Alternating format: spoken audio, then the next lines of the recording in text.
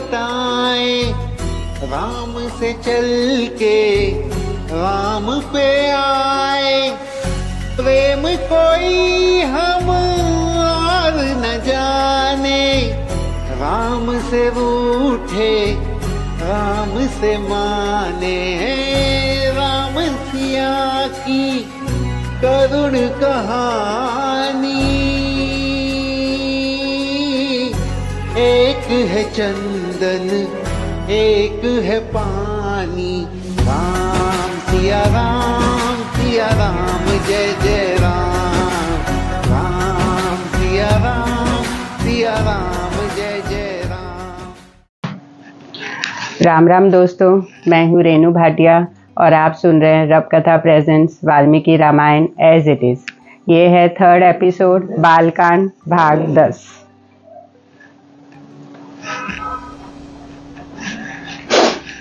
राजा की आज्ञा पाकर उस समय सुमंत्र ने इस प्रकार कहना आरंभ किया। राजन, रोमपाद के मंत्रियों ने ऋषि श्रृंगी को वहां जिस प्रकार और जिस उपाय से बुलाया था वह सब मैं बता रहा हूँ। आप मंत्रियों सहित मेरी बात सुनिए।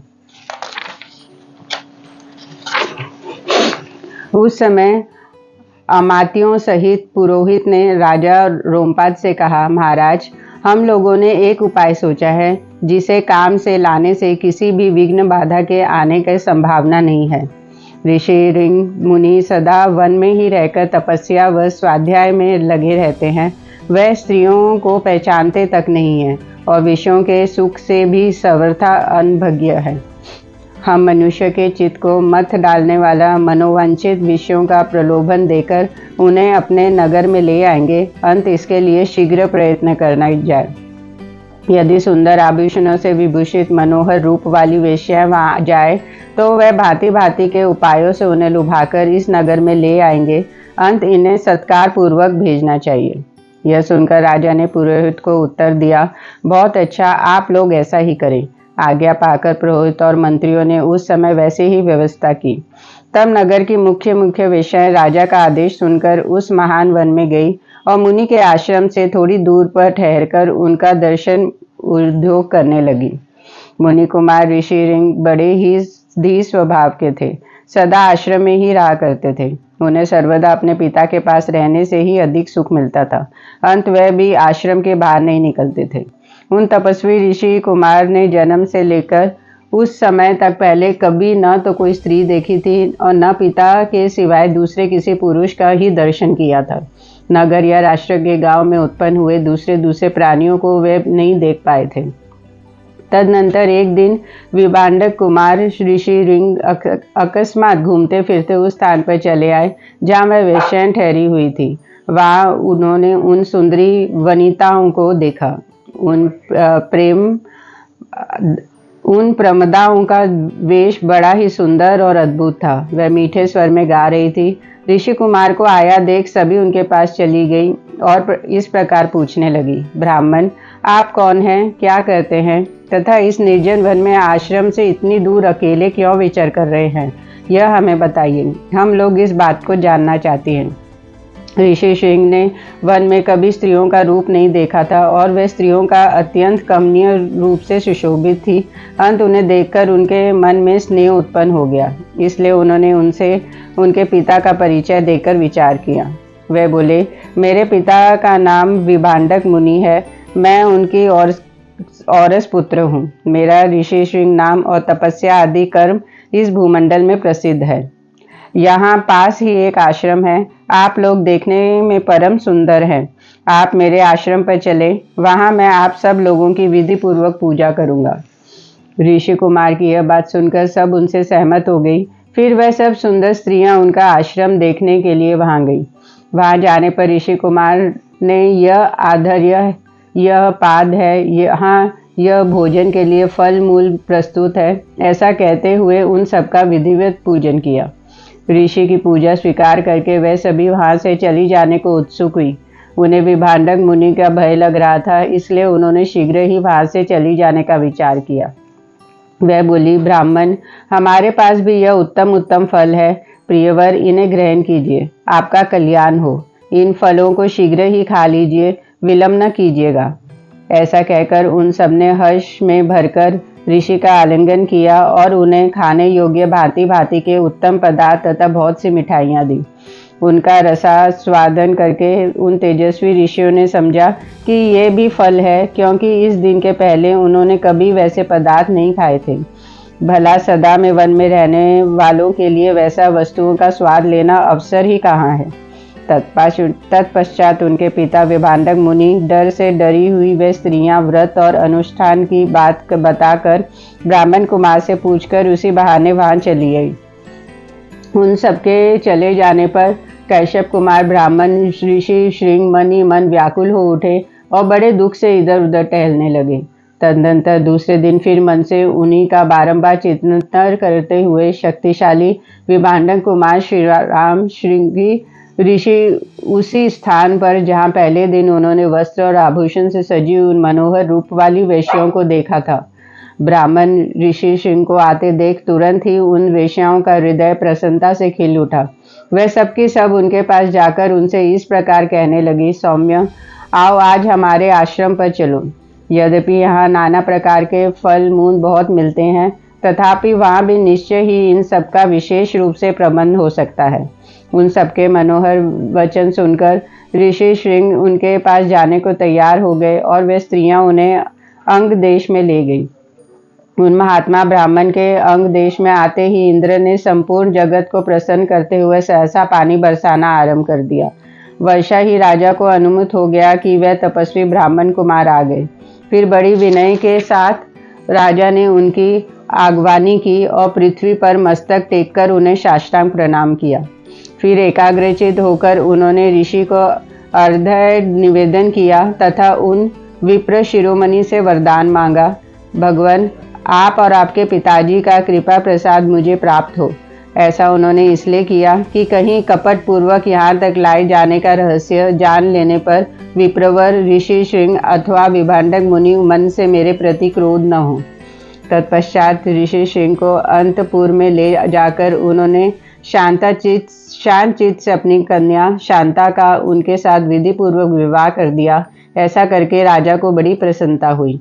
इस प्रकार महातेजस्वी ऋषि श्रृंग राजा से पूजित हो सम्मान पूर्वक मनोवांछित भोग प्राप्त कर अपनी धर्म पत्नी शांता के साथ वहां रहने लगे। 11वां भाग। तदनंतर सुमंत्र ने फिर कहा, राजेंद्र, आप पुनः मुझसे अपने हित की बात सुनिए, जिसे देवताओं में श्रेष्ठ बुद्धिमान सनत कुमार जी ने ऋषियों को सुनाया था। उन्होंने कहा था, इक्ष्वाकु वंश में दशरथ नाम से प्रसिद्ध एक परम धार्मिक सत्य प्रतिज्ञ राजा होंगे। उनकी अंगराज के साथ मित्रता होगी। दशरथ के एक परम सौभाग्यशालिनी कन्या होगी जिसका नाम होगा शांता। अंग देश के राजकुमार का नाम होगा रोमपाद। महायशस्वी राजा दशरथ उनके पास जाएंगे और कहेंगे, धर्मात्मन, मैं संतानहीन हूँ। यदि आप आज्ञा दे तो शांता के पिता के पति श्रृंग ऋषि मुनि चलकर मेरे यज्ञ करा दें। इससे मुझे पुत्री की प्राप्ति होगी और मेरे वंश का रक्षा हो जाएगी। राजा की यह बात सुनकर मन ही मन उस पर विचार करके मनस्वी राजा रोमपाद शांता के पुत्रवान पति को उनके साथ भेज देंगे। ब्राह्मण ऋषि श्रृंग को पाकर राजा दशरथ की सारी चिंता दूर हो जाएगी और वह प्रसन्नचित होकर उस यज्ञ का अनुष्ठान करेंगे। यश की इच्छा रखने वाले धर्मज्ञ राजा दशरथ साथ छोड़कर द्विज श्रेष्ठ श्रृंगी ऋषि का यज्ञ पुत्र और स्वर्ग के लिए वर्ण करेंगे तथा वह प्रजापालक नरेश उन श्रेष्ठ ब्रह्म ऋषि से अपने अभीष्ट वस्तु प्राप्त कर लेंगे। राजा के 4 पुत्र होंगे जो अप्रमेय पराक्रमी, वंश की मर्यादा बढ़ाने वाला और सर्वत्र विख्यात होंगे। महाराज, पहले सत्य युग में शक्तिशाली देव प्रवर भगवान सनत कुमार जी ने ऋषियों के समक्ष ऐसी कथा कही थी। पुरुष सिंह महाराज, इसलिए आप स्वयं ही सेना और सवारियों के साथ अंग देश में जाकर मुनि कुमार ऋषि श्रृंग को सत्कार पूर्वक यहाँ ले आइए। सुमंत्र का वचन सुनकर राजा दशरथ को बड़ा हर्ष हुआ। उन्होंने मुनिवर वशिष्ठ जी को भी सुमंत्र जी की बातें सुनाई और उनकी आज्ञा लेकर रनिवास की रानियों तथा मंत्रियों के साथ अंग देश के लिए प्रस्थान किया, जहाँ विप्रवर ऋषि श्रृंग निवास करते थे। मार्ग में अनेकानेक वनों और नदियां पार करके वह धीरे धीरे उस देश में पहुंचे जहां मुनिवर विराजमान थे। वहां पहुंचकर उन्हें द्विज श्रेष्ठ श्रृंग ऋषि रोमपाद के पास ही बैठे दिखाई दिए। वे ऋषि कुमार प्रज्वलित अग्नि के समान तेजस्वी जान पड़ते थे। तदनंतर राजा रोमपाद ने मित्रता के नाते अत्यंत प्रसन्न हृदय से महाराज दशरथ का शास्त्रोक्त विधि के अनुसार विशेष रूप से पूजन किया और बुद्धिमान ऋषि कुमार ऋषि श्रृंग ने राजा दशरथ साथ अपनी मित्रता की बात बताई। उस पर उन्होंने भी राजा का सम्मान किया। इस प्रकार भली भांति आदर सत्कार पाकर नरश्रेष्ठ राजा दशरथ रोमपाद के साथ वहां 7-8 दिनों तक रहे। इसके बाद वह अंगराज से बोले, प्रजापालक नरेश, तुम्हारी पुत्री शांता अपने पति के साथ मेरे नगर में पदार्पण करे, क्योंकि वहाँ एक महा आवश्यक कार्य उपस्थित हुआ है। राजा रोमपाद ने बहुत अच्छा कहकर उन बुद्धिमान महर्षि का जाना स्वीकार कर लिया और ऋषि श्रृंग से कहा कि विप्रवर, आप शांता के साथ महाराज दशरथ के यहाँ जाइए। राजा की आज्ञा पाकर उन ऋषि पुत्र ने तथास्तु कहकर राजा दशरथ को अपने चलने की स्वीकृति दे दी। राजा रोमपाद की अनुमति ले श्रृंग ऋषि पत्नी के साथ वहां से प्रस्थान किया। उस समय शक्तिशाली राजा रोमपाद और दशरथ ने एक दूसरे को हाथ जोड़कर स्नेहपूर्वक छाती से लगाया और अभिवादन किया। फिर मित्र से विदा लेकर रघुकुल नंदन दशरथ वहां से प्रस्थित हुए। उन्होंने पूर्ववासियों के पास अपने शीघ्रगामी दूत भेजे और कहलाया कि समस्त नगर को शीघ्र ही सुसज्जित किया जाए। सर्वत्र धूप की सुगंध फैले, नगर की सड़कों को झाड़ बुहार कर उन पर पानी का छिड़काव कर दिया जाए तथा सारा नगर ध्वजा पताकों से अलंकृत हो। राजा का आगमन सुनकर पूर्ववासी बड़े प्रसन्न हुए। महाराज उनके लिए जो संदेश भेजा था उसका उन्होंने उस समय पूर्ण रूप से पालन किया। तदनंतर राजा दशरथ ने शंख और दुदुम्बी आदि वाद्यों के ध्वनि के साथ विप्रवर ऋषि श्रृंग को आगे करके अपने सजे सजाए नगर में प्रवेश किया। उन द्विज कुमार ने दर्शन करके सभी नगरवासी बहुत प्रसन्न हुए। उन्होंने इंद्र के समान पराक्रमी नरेंद्र दशरथ के साथ पुरी में प्रवेश करते हुए ऋषि श्रृंग का उसी प्रकार सत्कार किया जैसे देवताओं ने स्वर्ग में सहस्त्राक्ष इंद्र के प्रवेश करते हुए कैश्यप नंदन वामन जी का समादर किया था। ऋषियों को अंतपुर में ले जाकर राजा ने शास्त्र विधि से अनुसार उनका पूजन किया और उनके निकट आ जाने से अपने को कृतार्थ माना। विशाल लोचन शांता कुमार इस प्रकार अपने पति के साथ उपस्थित देख अंतपुरी को सभी रानियों को बड़ी प्रसन्नता हुई। वह आनंद मग्न हो गई। शांता भी उन रानियों तथा विशेषतः महाराज दशरथ के द्वारा आदर सत्कार पाकर वहां कुछ काल तक अपने पति विप्रवर ऋषि श्रृंग के साथ बड़े सुख से रही। 12वां भाग। तदनंतर बहुत समय बीत जाने के पश्चात कोई परम मनोहर दोष रहित समय प्राप्त हुआ। उस समय वसंत ऋतु का आरंभ हुआ था। राजा दशरथ ने उसी शुभ समय में यज्ञ आरंभ करने का विचार किया। तत्पश्चात उन्होंने दैवोपन कांति वाले विप्रवर ऋषि श्रृंग को मस्तक झुकाकर प्रणाम किया और वंश परंपरा की रक्षा के लिए पुत्र प्राप्ति की निमित्त यज्ञ कराने के उद्देश्य से उनका वरण किया। ऋषि श्रृंग ने बहुत अच्छा कहकर उनकी प्रार्थना स्वीकार की और उन पृथ्वीपति नरेश से कहा, राजन, यज्ञ की सामग्री एकत्रित कराइए। भूमंडल के भ्रमण के लिए आपका यज्ञ संबंधी अश्व घोड़ा जाए और सरयू के उत्तर तट पर यज्ञ भूमि का निर्माण किया जाए।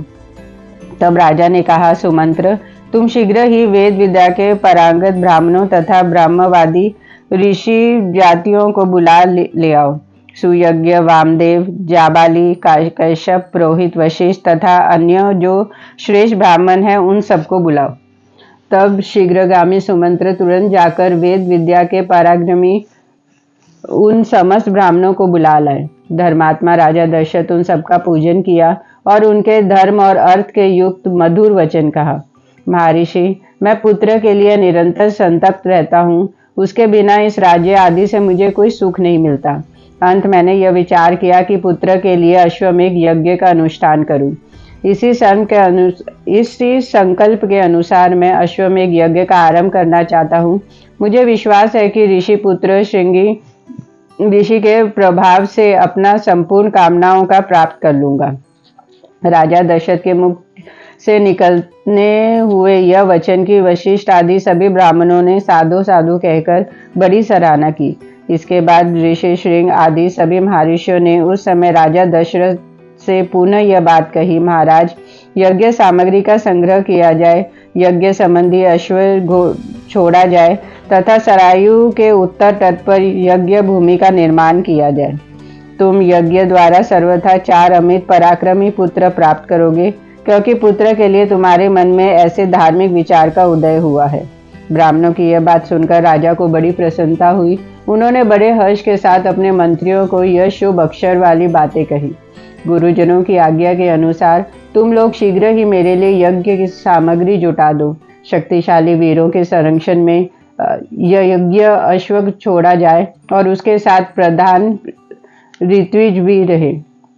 सरयू के उत्तर तट पर यज्ञ भूमि का निर्माण हो। शास्त्रों युक्त विधि के अनुसार क्रमश शांति कर्म पुण्यवाचन आदि विस्तार पूर्वक अनुष्ठान किया जाए, जिससे विघ्नों का निवारण हो। यदि इस श्रेष्ठ यज्ञ में कष्टप्रद अपराध बन जाने का भय न हो तो सभी राजा इसका समापन कर सकते हैं, परंतु ऐसा होना कठिन है, क्योंकि यह विद्वान ब्रह्म राक्षस यज्ञ में विघ्न डालने के लिए छिद्र ढूंढा करते हैं। विधिहीन यज्ञ का अनुष्ठान करने वाले यजमान तत्काल नष्ट हो जाता है। अंत मेरा यह यज्ञ जिस तरह विधि पूर्वक संपूर्ण हो सके वैसा उपाय किया जाए। तुम सब लोग ऐसा साधन प्रस्तुत करने में सामर्थ हो। तब बहुत अच्छा कहकर सभी मंत्रियों ने राजा राजेश्वर दशरथ के उस कथन का आदर किया और उनकी आज्ञा के अनुसार सारी व्यवस्था की। तत्पश्चात उन ब्राह्मणों ने भी धर्मज्ञ नृपश्रेष्ठ दशरथ की प्रशंसा की और उनकी आज्ञा पाकर सब जैसे आए थे वैसे ही फिर चले गए। उन ब्राह्मणों के चले जाने पर मंत्रियों को भी विदा करने वे महाबुद्धिमान नरेश अपने महल में गए। 13वां भाग। वर्तमान वसंत ऋतु के बीतने पर जब पुनः दूसरा वसंत आया तब तक 1 वर्ष का समय पूरा हो चुका था।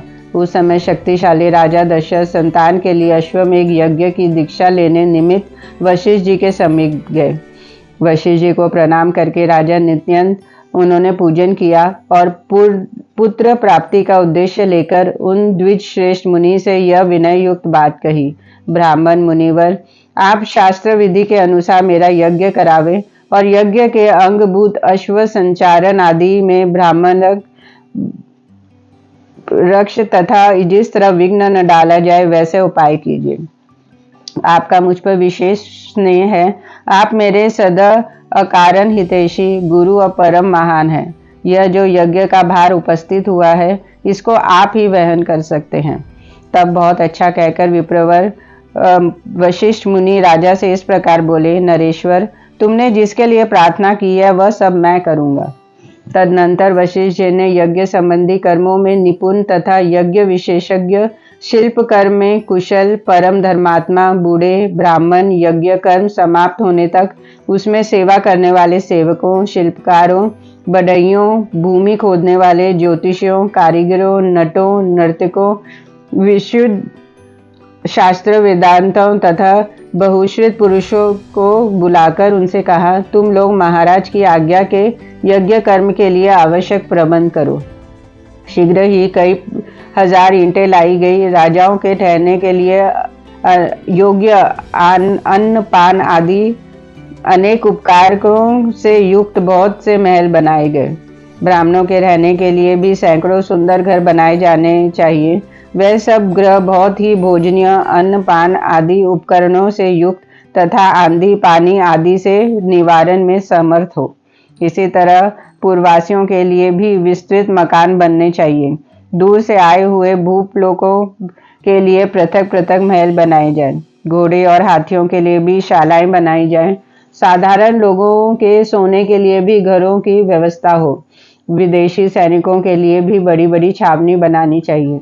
जो घर बनाए जाएं उनमें खाने पीने का प्रचुर सामग्री संग्रहित हो, उनमें सभी मनोवांछित पदार्थ सुलभ हो और नगरवासियों को भी बहुत सुंदर अन्न भोजन के लिए देना चाहिए। वह भी विधिवत सत्कार पूर्वक किया जाए, अवहेलना करके नहीं। ऐसी व्यवस्था होनी चाहिए जिससे सभी वर्ण के लोग भली भांति सत्कृत हो सम्मान प्राप्त करें। काम और क्रोध के वशीभूत होकर भी किसी का अनादर नहीं करना चाहिए। जो शिल्पी मनुष्य यज्ञ कर्म की आवश्यकता तैयारी में लगे हों, उनका तो बड़े छोटे का ख्याल रख के विशेष रूप से समादर करना चाहिए। जो सेवक या कारीगर धन और भोजन आदि के द्वारा सम्मानित किए जाते हैं, वह सब परिश्रम पूर्वक कार्य करते हैं। उनका किया हुआ सारा कार्य सुंदर ढंग से संपन्न होता है। उनका कोई काम बिगड़ने नहीं पाता। अंततः तुम सब लोग प्रसन्नचित्त होकर ऐसा ही करो। तब वह लोग वशिष्ठ जी से मिलकर बोले, आपको जैसा अभीष्ट है उसके अनुसार ही करने के लिए अच्छी व्यवस्था की जाएगी। कोई भी काम बिगड़ने नहीं पाएगा। आपने जैसा कहा है हम लोग वैसा ही करेंगे, उसमें कोई त्रुटि नहीं आने देंगे।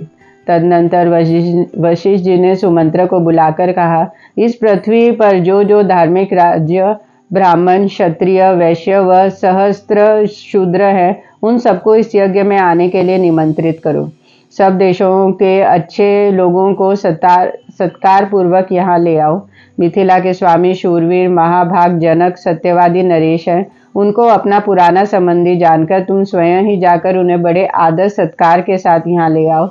इसलिए पहले तुम्हें ही यह बात बता देता हूँ। इस प्रकार काशी जी के राजा अपने स्नेही मित्र हैं और सदा प्रिय वचन बोलने वाले हैं। वे सदाचारी तथा देवताओं के तुल्य तेजस्वी हैं। अंत उन्हें भी स्वयं ही जाकर ले आओ। कैकेय देश के बूढ़े राजा बड़े धर्मात्मा हैं। वह राज सिंह महाराज दशरथ के ससुर हैं। अंत उन्हें भी पुत्र सहित यहाँ ले आओ। अंग देश में स्वामी महाधनुर्धर राजा रोमपाद हमारे महाराज के मित्र हैं। अंत उन्हें पुत्र सहित यहाँ सत्कार पूर्वक ले आओ। कौशल राज भानुमान को जो सत्कार पूर्वक ले आओ। मगध देश के राजा प्राप्तिज्ञ को जो शूरवीर, सर्वस्त्र विशारद, परम उदार तथा पुरुषों में श्रेष्ठ है, स्वयं जाकर सत्कार पूर्वक बुला ले आओ। महाराज की आज्ञा लेकर तुम पूर्व देश के श्रेष्ठ नरेशों तथा सिंधु सौवीर एवं सौराष्ट्र देश के भोपाल को यहाँ आने के लिए निमंत्रण दो। दक्षिण भारत के समस्त नरेशों को भी आमंत्रित करो। इस भूतल तल पे जो नरेश महाराज के प्रति स्नेह रखते हैं, उन सबको सेवकों और सगे संबंधियों सहित यथासंभव शीघ्र बुला लो। महाराज की आज्ञा से बड़भागी दूतों द्वारा इन सबके पास बुलवा भेज दो। वशिष्ठ का यह वचन सुनकर सुमंत्र ने तुरंत ही अच्छे पुरुषों को राजाओं की बुलाहट के लिए अनेकों आदेश दे दिए। परम बुद्धिमान धर्मात्मा सुमंत्र वशिष्ठ मुनि की आज्ञा से खास राजाओं को बुलाने के लिए स्वयं ही गए। यज्ञ धर्म के व्यवस्था के लिए जो सेवक नियुक्त किए गए थे, उन सब ने आकर उस समय तक यज्ञ संबंधी जो कार्य संपन्न हो गया था, उस सब की सूचना महर्षि वशिष्ठ को दी।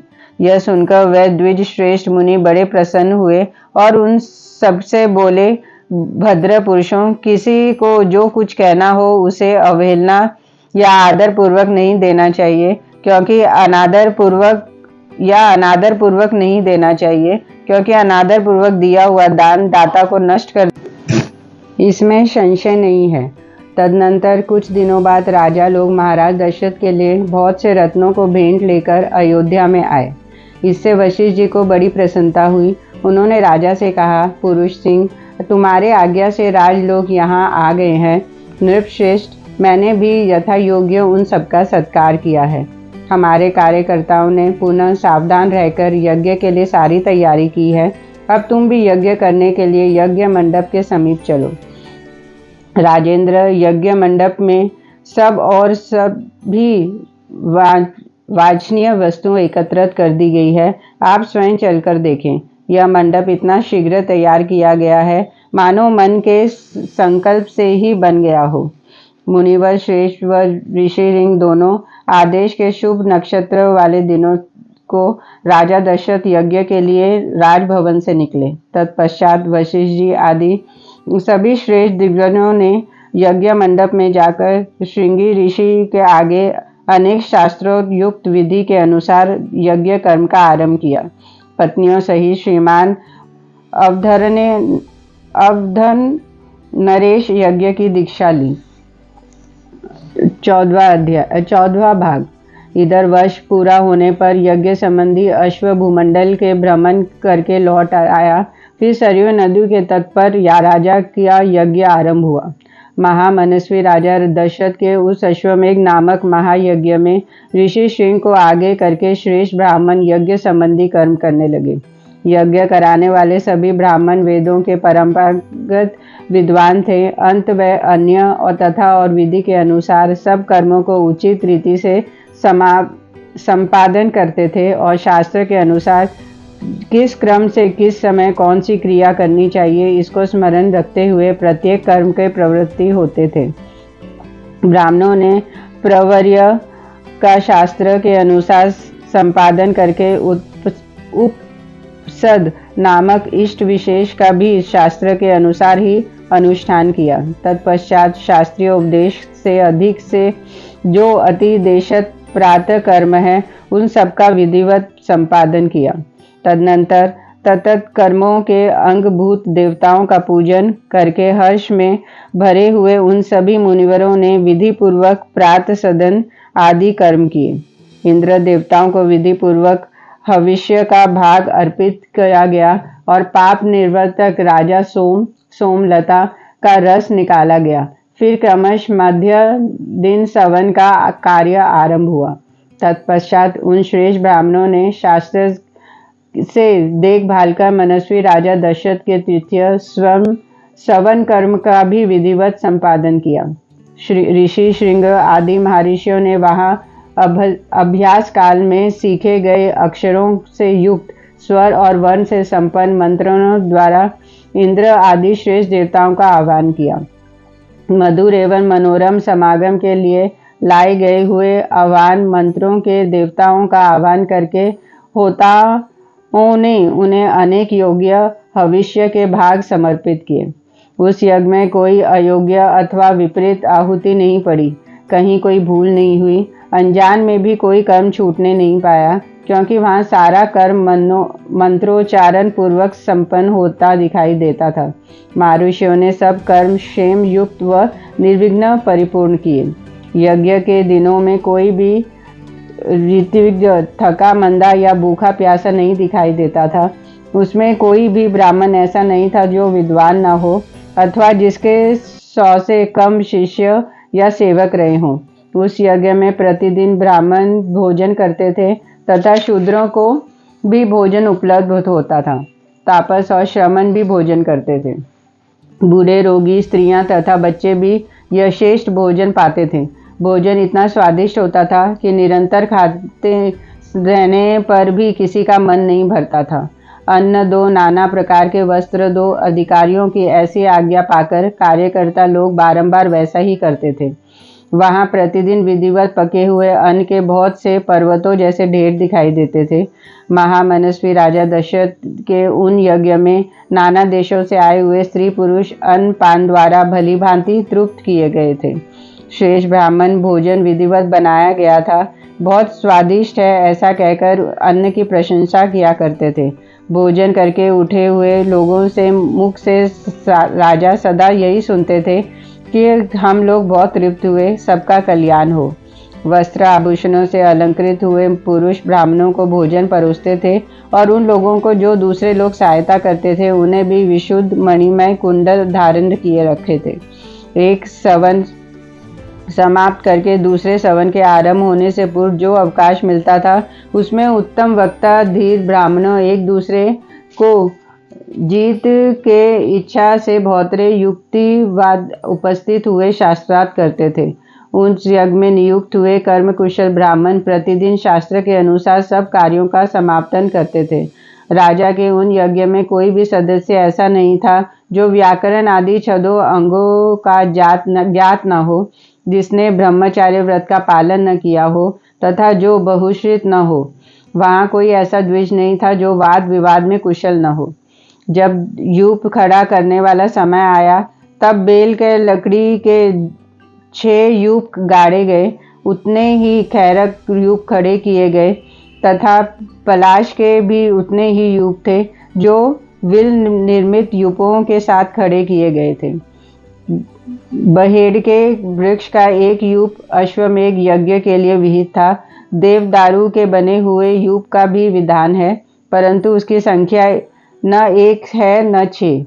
देवदारू के जो यह यूप विहित हैं, दोनों बाहें फैला देने पर जितनी दूरी होती है उतनी ही दूरी पर वे दोनों उपस्थित किए गए थे। यज्ञ कुशल शास्त्रज्ञ ब्राह्मणों ने यह सब यूपों का निर्माण कराया था। उस यज्ञ का शोभा बढ़ाने के लिए उन सब में सोना गढ़ा गया था। पूर्वोक्त 21 यूप 21 अरिंत्र 504 अंगुल नीचे बनाए गए थे। उन सबको पृथक पृथक 21 कपड़ों अलंकृत किया गया था। कारीगर द्वारा अच्छी तरह बनाए गए वे सभी सहस्त्र यूप विधि पूर्वक स्थापित किए गए थे। वह सब के सब 8 कोनों से सुशोभित थे। उनकी कला आकृति सुंदर एवं चिकनी थी। उन्हें वस्त्रों से ढक दिया गया था और पुष्प चंदन से उनकी पूजा की गई थी। जैसे आकाश में तेजस्वी सप्त ऋषियों का शोभा होती है, उसी प्रकार यज्ञ मंडप में वे दीप्तिमान यूप सुशोभित होते थे। सूत्र ग्रंथ में बताए अनुसार ठीक माप से ईंट तैयार कराई गई थी। इन ईंटों के द्वारा यज्ञ संबंधी शिल्प कर्म में कुशल ब्राह्मणों ने अग्नि का चयन किया था। राजसिंह महाराज दशरथ के यज्ञ में चयन द्वारा समाप्त अग्नि की कर्म कुंडल कुशल ब्राह्मणों द्वारा शास्त्र विधि के अनुसार स्थापना की गई। उस अग्नि के आकृति दोनों पंख और पूंछ फैलाकर नीचे देखते हुए पूर्वाभिमुख खड़े हुए गरुड़ की सी प्रतीत होती थी। सोने की ईंटों से पंख का निर्माण होने से उस गरुड़ के पंख सुवर्णमय दिखाई देते थे।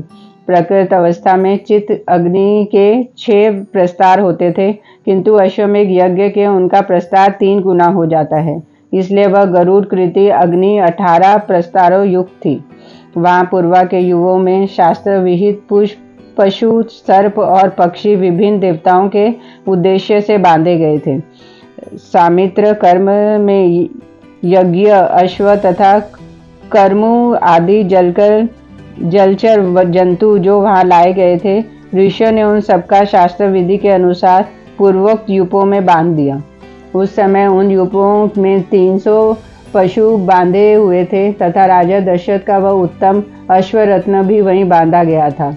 रानी कौशल्या वहां प्रोक्षण आदि के द्वारा सब ओर से उस अश्व का संस्कार करके बड़ी प्रसन्नता के साथ 3 तलवारों से उसका स्पर्श किया।